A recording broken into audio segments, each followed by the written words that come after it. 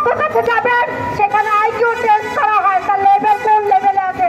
আমি নাম্বার দেখে বলতে পারতাম যে 50-60 নাম্বার পেয়েছে, তার মানে 40% তার মেধা ঘাটতি রয়েছে, তাকে সেইভাবে আমি তার পিছনে আমি শ্রম দিতাম।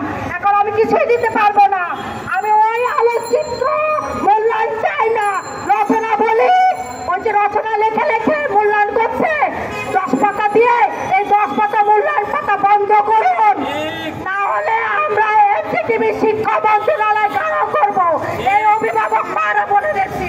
ওই যে বললাম 9 মাস যুদ্ধ দেখে নেই, কিন্তু আমরা এই 1.5 বছরে যুদ্ধ করছি, এখনো করে দিচ্ছি। নিজের দেশে থেকে যুদ্ধ করতে চাই না, বিরোধিতা করতে চাই না।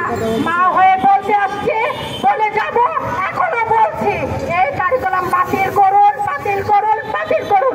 অনেক অসংগতি বিষয় রয়েছে যেটা আপনি শিক্ষক শিক্ষার্থী তৈরি করতে পারেন নাই।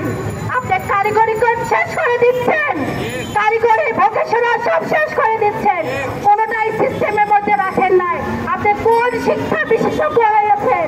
আপনি আমাদের কাছে আসেন, আমাদের কাছে এসে বিশ্লেষণ করেন। আপনি যদি এত দক্ষতা থাকে, কোন জ্ঞানে আপনি দক্ষতা অর্জন করেছেন আমরা সেটা জানতে চাই।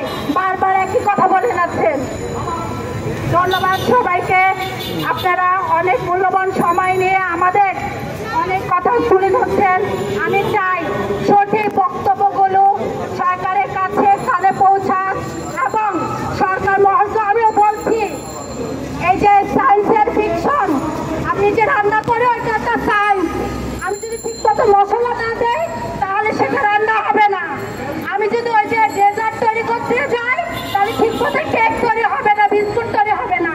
অতএব আমার বাচ্চাদেরকে সায়েন্সের সাবজেক্ট থেকে বঞ্চিত করবেন না, ঠিক আছে? যে প্রযুক্তিকে আপনি 100 নাম্বারে মেজর করে দিয়েছেন, ওই বিভাগ বিভাজন তুলে দিয়েছেন, ইংলিশ মিডিয়াম বিভাগ বিভাজন বন্ধ করে দেন। সেটা পারেন না কেন? সেটা বন্ধ করে দেন, বাংলা মিডিয়ামে ধারা নিয়ে আসেন, আর না হয় ইংলিশ মিডিয়ামে ধারা করেন, যে কোনো একটা করবেন। সংবাদ, ফিচার ও অনুষ্ঠানের জন্য ভিজিট করুন সংবাদ প্রকাশের ওয়েবসাইট এবং যুক্ত থাকুন ফেসবুক পেজ ও ইউটিউব চ্যানেলের সঙ্গে।